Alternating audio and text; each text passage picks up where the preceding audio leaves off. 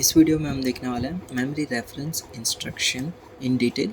इसके अंदर हम ये सारे जो भी हमारे इंस्ट्रक्शंस थे वो सब देखने वाले हैं। ओके, तो स्टार्ट करते हैं मेमोरी रेफरेंस इंस्ट्रक्शन, जिसमें पहला इंस्ट्रक्शन है हमारा एंड। एंड क्या करता है? एंड टू AC, यानी this is an instruction that performs the AND logic operation on pair of bits in AC and the memory word specified by the effective address. Effective address क्या है? M of AR, ठीक है। The result of the operation is transferred to the accumulator। तो इसमें हमें क्या करना है? एक्यूमुलेटर का जो भी कंटेंट है और जो मेमोरी का जो भी कंटेंट है उसके बीच में हमें एंड लॉजिक ऑपरेशन जो है वो परफॉर्म करना है। तो देखते हैं पहले इसमें क्या होगा। जो भी हमारा M of AR है यानी मेमोरी ऑफ AR है, यहाँ पर हमारा कंटेंट जो है वो स्टोर होगा। उस कंटेंट को जो है हम DR के अंदर स्टोर कर रहे हैं। DR क्या है? डेटा रजिस्टर, जिसके अंदर जो है हम कंटेंट को मूव कर रहे हैं और फिर उसके बाद हम कंटेंट के बीच में ऑपरेशन परफॉर्म कर सकते हैं। यानी एक्यूमुलेटर के कंटेंट के बीच में एक्यूमुलेटर का कंटेंट और डेटा रजिस्टर का कंटेंट, उसके बीच में हम एंड ऑपरेशन यहाँ पर परफॉर्म कर देंगे और ये हो जाएगा हमारा सीक्वेंस काउंटर यहाँ पर 0। ठीक है, ये अब आपको पता होगा। D0 क्या है? D0 इंडिकेट करता है एंड, और T4 क्या है? ये हमारा टाइम साइकिल है, जैसा हमने यहाँ पर इंस्ट्रक्शन साइकिल में देखा था। जैसे कि यहाँ पे T3 था, अब यहाँ पे आएगा T4, इसके लिए यहाँ पर T4 लिखा गया है। ठीक है, तो इसमें क्या किया हमने? जो भी हमारा कंटेंट था एड्रेस रजिस्टर पर, जो है हमारा ऑपरेंड कंटेंट है, उसको हमने डेटा रजिस्टर में मूव किया और फिर डेटा रजिस्टर का कंटेंट और एक्यूमुलेटर का कंटेंट, उन दोनों के बीच में एंड ऑपरेशन परफॉर्म कर दिया।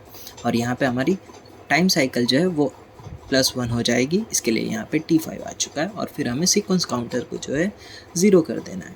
ठीक है, नेक्स्ट है हमारा ऐड टू AC। सेम यही चीज़ है, बस एंड की जगह पे आपको क्या कर देना है? यहाँ पर ऐड लिख देना है। और यहाँ पर जो है कैरी जनरेट हो सकती है, तो कैरी आउट को आपको क्या करना है? एक E फ्लिप फ्लॉप, जिसे आप एक्सटेंडेड एक्यूमुलेटर फ्लिप फ्लॉप भी बोल सकते हो, उसके अंदर आपको स्टोर कर देना है। ये E फ्लिप फ्लॉप हमने कॉमन बस सिस्टम में देखा था, याद वही है। ओके, तो इसमें भी हमने सेम वही किया। कंटेंट जो था उसको हमने DR पर मूव कर दिया और यहाँ पर D1 इंडिकेट करता है ऐड को और T4 तो अब पता है। ठीक है, अब यहाँ पे हम क्या करेंगे? सेम वही चीज़ है, बस यहाँ पे प्लस कर देंगे और अगर कैरी जनरेट होती है तो उसको हम एक्सटेंडेड एक्यूमुलेटर फ्लिप फ्लॉप के अंदर मूव कर देंगे और सीक्वेंस काउंटर हम 0 कर देंगे। ओके, इतना हमारा कंप्लीट। नेक्स्ट है हमारा load, LDA, load to AC. This instruction transfer the memory word specified by the effective address to AC. तो इसमें क्या करेंगे? यहाँ पे D2 इंडिकेट करता है LDA और यहाँ पे हमें क्या करना है? जो भी हमारा कंटेंट है उसे हम डेटा रजिस्टर के अंदर मूव कर देंगे। यानी M of AR के अंदर जो भी हमारा कंटेंट है उसे हम वापस डेटा रजिस्टर के अंदर जो है मूव कर दिया। अब ये डेटा रजिस्टर का जो भी कंटेंट है उसको हम AC के अंदर लोड कर देंगे। ठीक है, यहाँ पे हमने क्या किया? जो भी हमारा कंटेंट था उसको डेटा रजिस्टर में मूव किया और फिर डेटा रजिस्टर में से हमने एक्यूमुलेटर के अंदर डेटा जो है वो लोड कर दिया। तो ये था हमारा LDA और सीक्वेंस काउंटर आपको 0 कर देना है। और T4 T5 ये तो इसी तरह से अब चलता रहेगा। ठीक है, आपको समझ जाना है ये। अब है store the accumulator, store AC। This instruction stores the content of AC into the memory word specified by the effective address. इसके अंदर अब हम क्या करेंगे? उल्टी चीज़ करने वाले हैं। यानी जो भी हमारा एक्यूमुलेटर का कंटेंट है उसे हम M of AR पर स्टोर करेंगे। M of AR क्या है? एक मेमोरी है, उसके ऊपर हम एक्यूमुलेटर का कंटेंट जो है स्टोर करने वाले हैं। तो ये D3 इंडिकेट करता है इट इज़ अ STA यानी स्टोर एक्यूमुलेटर। तो यहाँ पे हम एक्यूमुलेटर के कंटेंट को मेमोरी के अंदर मूव कर रहे हैं। ओके, यहाँ पे हमने क्या किया? एक्यूमुलेटर के कंटेंट को मेमोरी के अंदर मूव कर दिया M of AR पर और सीक्वेंस काउंटर आपको जो है 0 कर देना है। नेक्स्ट है हमारा बर्न, ब्रांच अनकंडीशनली। यानी हमें एक इंस्ट्रक्शन एग्जीक्यूट करने के बाद बीच वाला स्किप करके दूसरे वाले इंस्ट्रक्शन को जो है एग्जीक्यूट करना है, तब हम बर्न का यूज़ करेंगे। This instruction transfer the program to instruction specified by the effective address. Effective address के अंदर जो भी इंस्ट्रक्शन लिखा गया होगा प्रोग्राम में, उसके ऊपर हमें वो सीधा ट्रांसफ़र कर देगा। The BUN instruction allow the programmer to specify an instruction out of sequence, ठीक है, out of sequence, and the program branches और जंप अनकंडीशनली। देखते हैं इसके अंदर D4 इंडिकेट करता है बर्न को, तो इसमें हम क्या करेंगे, AR को हम प्रोग्राम काउंटर के अंदर मूव कर देंगे। क्यों AR को हमने प्रोग्राम काउंटर के अंदर मूव किया, क्योंकि AR के अंदर जो है हमारी 0 से 11 बीट जो है वो एड्रेस की होती है, ठीक है, 0 से 11 बीट जो है वो एड्रेस की होती है, उसे हमने प्रोग्राम काउंटर के अंदर मूव कर दिया। और वो क्या होगा, एक तरह से अगर मैं स्टार्टिंग का एकदम एग्जांपल लूँ तो उसमें हमने देखा था 457 जो है वो एक ये हमारा एड्रेस था, उसके ऊपर हमारा ऑपरेंड जो है वो स्टोर था। तो यहाँ पे हम क्या कर रहे हैं, 457 को जो है सीधा प्रोग्राम काउंटर के अंदर दे रहे हैं, ताकि जो भी नेक्स्ट इंस्ट्रक्शन जो है वो एग्जीक्यूट होने के बदले 457 पर चला जाएगा। यानी उसने क्या किया, जो प्रोग्राम काउंटर के अंदर पहले वाला इंस्ट्रक्शन था वो हटाकर 457 जो था उसे लोड कर दिया। अब सीधा वो जो है 457 पर चला जाएगा, और बीच में जो हमारा बीच का एक इंस्ट्रक्शन था उसे स्किप कर देगा एक तरह से, या फिर हम कह सकते हैं कि उसने जंप कर दिया सीधा 457 पर, ठीक है। अब आया branch and save return address, BSA, ठीक है। इसके अंदर हम क्या करेंगे, ब्रांच अनकंडीशनली तो परफॉर्म करेंगे ही, और जो हमारा रिटर्न एड्रेस है उसे हम सेव करेंगे, ठीक है। जहाँ पर हमने जंप किया था वहाँ पर हम वापस रिटर्न करेंगे। इसके लिए हमें उस रिटर्न एड्रेस को सेव करना पड़ेगा। The instruction is useful for branching to a portion of the program called subroutine और अ प्रोसीजर, ठीक है। जब आप सब रूटीन या फिर प्रोसीजर का यूज़ कर रहे होगे तब आपको BSA कमांड जो है काम लगेगा। When executed, the BSA instruction store the address of the next instruction in the sequence, which is available in a PC into a memory location specified by a effective address, ठीक है। ये अभी हम transfer language में देखते हैं। D5 का मतलब क्या होता है, BSA। तो इसमें हम क्या करेंगे, प्रोग्राम काउंटर का जो भी कंटेंट है उसको हम मेमोरी ऑफ AR पर मूव कर देंगे। तो इसके अंदर क्या कर रहे हैं, प्रोग्राम काउंटर क्या करता है, ये सब चीज़ें आपको पता होनी चाहिए। PC और AR ये सब के काम क्या है, ये सब आपको पता होना चाहिए। प्रोग्राम काउंटर क्या करता है, जो भी हमारा नेक्स्ट इंस्ट्रक्शन रहता है उसका एड्रेस स्टोर करता है, और उसको हम यहाँ पर M of AR पर मूव कर दे रहे हैं। यानी क्या कर रहे हैं, एक तरह से रिटर्न एड्रेस जो है उसको हम सेव कर रहे हैं इस मेमोरी पर, ठीक है। तो यहाँ पे हमने क्या किया, एक एड्रेस जो था उसको हमने इस मेमोरी के ऊपर जो है वो सेव कर दिया है। अब देखना यहाँ पर हमने क्या किया है, AR को AR प्लस इंक्रीमेंट कर दिया है, AR को AR प्लस 1 कर दिया है, ताकि हम जो है नेक्स्ट जंप कर सके। यानी जो हमने ब्रांच अनकंडीशनली में किया था सेम वही चीज़ यहाँ पर हम परफॉर्म करेंगे, ठीक है। यहाँ पर जो मैंने कहा था ना, सेम वही चीज़ अब यहाँ पर आपको लिख देनी है, बस यहाँ पे D5 और T5 कर देना है। ये देखो AR का जो भी कंटेंट है उसको हमने PC में मूव किया, इसमें भी सेम वही चीज़ है, AR का कंटेंट जो है वो PC में मूव किया और सीक्वेंस काउंटर जो है वो 0 कर दिया, ठीक है। अभी ग्राफिकली देखेंगे तो समझ में आ जाएगा। ये देखो, ये हमारी एक मेमोरी है जहाँ पर 20 लोकेशन है, उस पर हमें 0 दिया गया है। 0 यानी क्या, डायरेक्ट एड्रेस है, और इसमें हमें BSA इंस्ट्रक्शन जो है वो रन करना है ऑन द 135, ओके। और अभी हमारा प्रोग्राम काउंटर किसके ऊपर होगा, जो भी हमारा नेक्स्ट इंस्ट्रक्शन है 21 उसके ऊपर होगा, ओके। और AR क्या होगा हमारा 135। AR 135 कैसे हो गया, यहाँ पर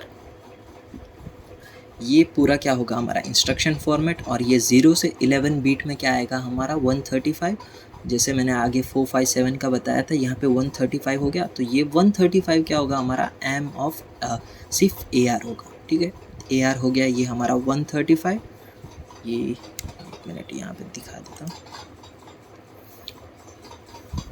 ये देखो यहाँ पे IR ऑफ 0 to 11 में यहाँ पे हमने इसको AR के अंदर स्टोर किया था, और यहाँ पे 0 से 11 बीट में मान लो कि वो 135 फॉर्म कर रहा है ना, तो यहाँ पे 135 जो होगा वो होगा हमारा AR, ठीक है। ये 135 कैसे आ गया वो समझा। अब इसके बाद जो है 136 से हमारा सब रूटीन जो है वो एग्जीक्यूट होगा, और यहाँ पे है हमें 1 दिया गया है, यानी इन इनडायरेक्ट एड्रेस दिया गया है जहाँ पे हमें ब्रांच अनकंडीशनली परफॉर्म करना है ऑन द 135। तो देखते हैं अब इसका, ये जो है बिफोर एग्जीक्यूशन दिया गया है memory PC and AR at a time T4। अब आफ्टर एग्जीक्यूशन में क्या होगा, ये हमारा एज इट इज़, ये जो 135 पे था ना हमारा ये 135, यहाँ पर हम प्रोग्राम काउंटर स्टोर कर रहे थे। पीछे देखो, प्रोग्राम काउंटर को हमने क्या किया, M of AR पर स्टोर कर दिया। ठीक है, यहाँ पे प्रोग्राम काउंटर क्या है हमारा, PC इक्वल्स टू 21 और M of AR यानी यहाँ पर जो है वो हमारा प्रोग्राम काउंटर जो है वो स्टोर हो जाएगा। देखो यहाँ से प्रोग्राम काउंटर जो है वो हट चुका है और यहाँ पे देखो 21 जो है, जो हमारा प्रोग्राम काउंटर था पिछला, वो M of AR के अंदर हमने स्टोर कर दिया है इस स्टेटमेंट की वजह से। ठीक है, इस रजिस्टर ट्रांसफ़र लैंग्वेज की वजह से ये प्रोग्राम काउंटर का जो भी कंटेंट था वो हमने M of AR यानी 135 के मेमोरी लोकेशन पर हमने यहाँ पर स्टोर कर दिया है। ओके, और अब यहाँ पर क्या होगा, AR जो है AR+1 किया था ना हमने यहाँ पर, AR इक्वल्स टू AR+1 और फिर वो AR को हमने प्रोग्राम काउंटर बना दिया। तो यहाँ पे देखना AR जो है वो ये था ना 135, अब वो +1 हो गया और AR को हम कर देंगे प्रोग्राम काउंटर, तो 136 जो है वो बन चुका है हमारा प्रोग्राम काउंटर।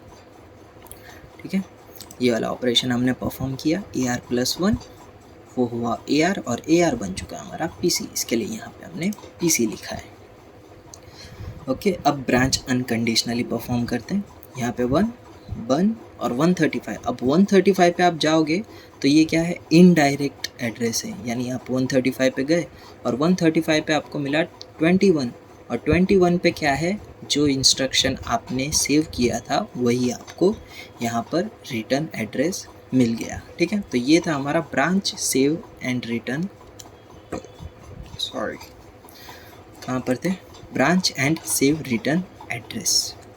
तो इस तरह से जो है आप यहाँ 135 से 21 पर गए और 21 पे जो आपने जहाँ से जंप किया था उसी रिटर्न एड्रेस के ऊपर आप आ चुके हो। Memory and PC after execution. Okay, एक और है ISZ, वो क्या है, इंक्रीमेंट एंड स्किप इफ़ 0। तो इसके अंदर आपको क्या करना है, जो भी आपका मेमोरी का कंटेंट है उसको आपको प्लस इंक्रीमेंट करना है और अगर वो 0 होता है तो आपको स्किप कर देना है। This instruction increment the word specified by the effective address. Effective address पे क्या होगा, यानी इफेक्टिव एड्रेस क्या है हमारा, M of AR यानी मेमोरी ऑफ AR, उसके ऊपर होगा हमारा कंटेंट। ठीक है, वो कंटेंट को हम इंक्रीमेंट करेंगे and if the incremented value is equals to 0, और अगर वो आपने इंक्रीमेंट किया और वो अगर 0 होता है then PC is incremented by 1। PC incremented by 1 का मतलब क्या हुआ, आपने प्रोग्राम काउंटर को इंक्रीमेंट कर दिया है बाय 1, यानी आपने बीच में जो एक इंस्ट्रक्शन था वो स्किप कर दिया। प्रोग्राम काउंटर का काम पता होना चाहिए। ठीक है, ये सब पहले बेसिक से रजिस्टर जो है ना वो पहले याद कर लो, ये सब का काम क्या है। ठीक है, ये सब चीज़ें पहले देख लो, फिर ये सब चीज़ें जो है अच्छे से समझ में आएगी। Since it is not possible to increment a word inside the memory. ठीक है, आप डायरेक्ट ऐसा नहीं कि जो भी आपका कंटेंट है उसको डायरेक्ट +1 कर दो, ऐसा नहीं कर सकते हो तुम। ठीक है, तो उसमें हम क्या करेंगे, जो भी M of AR पे हमारा कंटेंट है उसको हम डेटा रजिस्टर के अंदर मूव करके फिर उसे इंक्रीमेंट करेंगे। It is necessary to read word into DR data register, increment the DR and store the word back to the memory। यानी हम क्या करेंगे, M of AR को डेटा रजिस्टर के अंदर स्टोर करेंगे, फिर उसे इंक्रीमेंट करेंगे, फिर वापस DR के अंदर DR को हम वापस M of AR के अंदर स्टोर कर देंगे। तो ये देखो D6 इंडिकेट करता है ISZ और T4 तो पता ही है। तो अब यहाँ पे हम क्या करेंगे, जो भी हमारा कंटेंट है उसको हम डेटा रजिस्टर के अंदर मूव कर देंगे, फिर इंक्रीमेंट कर देंगे। ओके, और यहाँ पे हमने डेटा रजिस्टर को वापस वहीं पर रख दिया जहाँ पर से हमने लिया था।